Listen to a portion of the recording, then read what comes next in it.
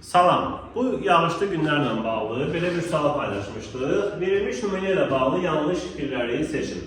Bəlkə yağan yağış deyil, sevgimizin göz yaşlarıdır. Kim sualla tanış deyilsə əvvəlcə suala baxsın, cavabını müəyyənləşdirsin, daha sonra keçək bizim izaha və cavaba.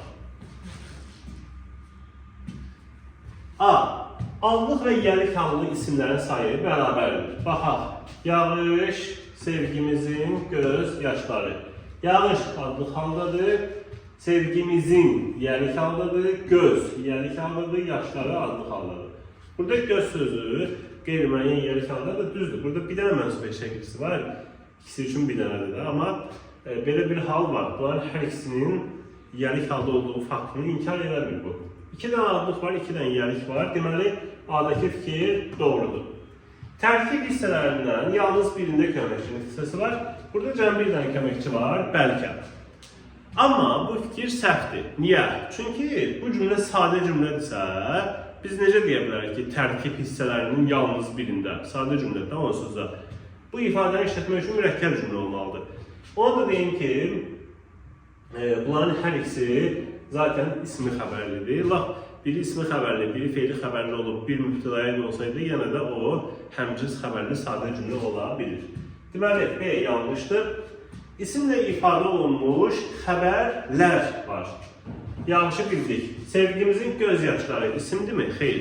Düzdür, isimlərdən ibarət olunur, isimlərdən təşkil olunur. Amma nəticədə bu xəbər söz birləşməsinə ifadə olunur. İsimdən ifadə olunmuyor. Deməli, İsimlə ifadə olunmuş xəbərlər var fikri yanlışdır. Çünki can bir dənə xəbər isimdən ifadə olunur. Mübtəda feillə ifadə olunur. Mübtəda yağış sözüdür. Üzrüstəm, yağan sözüdür.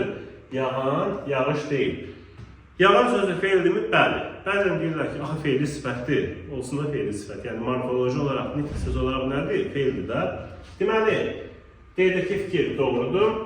Təkrarlanan durğu işarələri eyni məqsədlə işlənmişdir, yanlışdır. Biri modal sözün durğu işarəsidir, biri isə həmcins sözlərin durğu işarəsidir. Deməli, yanlışdır.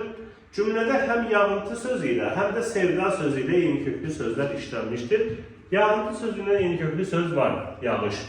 Amma sevgi sözü, sevda sözü ilə eyni köklü deyil. Niyə? İlk baxışdan belə düşünülə bilər ki, sevda sözündə kökü yəqin ki, sev sözüdür. Amma biz bilirik ki, bu söz ərəb sözüdür. Bizim söz deyil, yəni sev sözünün üzərinə daha artırılmayıb. Sövdə sözünün təhrif olunmuş versiyasıdır və ərəbcə olan sevda sözünün kökü bizim sev sözümüz ola bilməz. Əzbərlə yadda saxlaya bilərsiniz bunu.